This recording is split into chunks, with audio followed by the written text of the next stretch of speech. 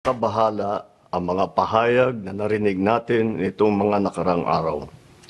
Nandyan ang walang pakundangang pagmumura at ang pagbabanta ng planong ipapatay ang ilan sa atin.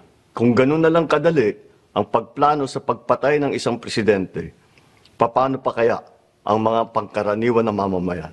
Yang ganyang kriminal na pagtatangka ay hindi dapat pinapalampas. Yan ay aking papalagan.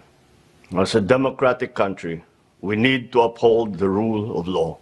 Ako, bilang pinuno ng Executive Department at lahat ng mga nanunungkulan sa pamahalaan ay may sinumpaang tungkulin na tutupdin at pangangalagaan ang konstitusyon at ang ating mga batas. Kaya hindi tama ang pagpigil sa mga halal ng bayan sa paghahanap ng katotohanan. Hindi na sanang hahantong sa ganitong drama kung sasagutin lamang ang mga lehitimong katanungan sa Senado at sa House of Representatives. Ang katotohanan ay hindi dapat itokhang. Tapos na sana ang usapang ito kung tutuparin lamang ang sinumpaang panata na bilang lingkod bayan ay magsabi ng totoo at hindi hahadlangan. Imbis na diretsahang sagot, nililihis pa sa kwentong chicheria.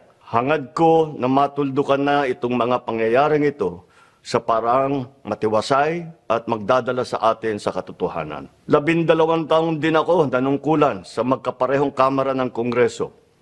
Batid ko ang kapangyarihan iginawad sa kanila ng taong bayan at ng ating konstitusyon. Dahil dito, iginagalang ko ang kanilang gawain bilang isang independenteng sangay ng ating republika. Kahit ang buong executive branch, lahat ng mga ahensya ay hindi nakakaligtas at parating sumasailalim sa kanilang masusing pagsusuri. Bilang isang bansa, marami tayong mga paghamon na dapat harapin at mga suliraning dapat bigyan ng lunas. Sa kabila ng mga pambabatikos, nakatuon ang aking pansin sa pamamahala. Ngunit, hindi natin ikokompromiso ang rule of law. Kailangan manaig ang batas sa anumang sitwasyon, sino man ang tamaan. Kaya hindi ko hahayaan magtagumpay ang hangarin ng iba na hatakin ang buong bansa sa burak ng politika. Igalang natin ang proseso. Tuparin natin ang batas. Alalahanin natin ang mandato na pinagkatiwala sa atin ng milyon-milyon na Pilipino. Magtrabaho po tayo sa ikauunlad ng Republika ng Pilipinas at para matamo ang bagong Pilipinas.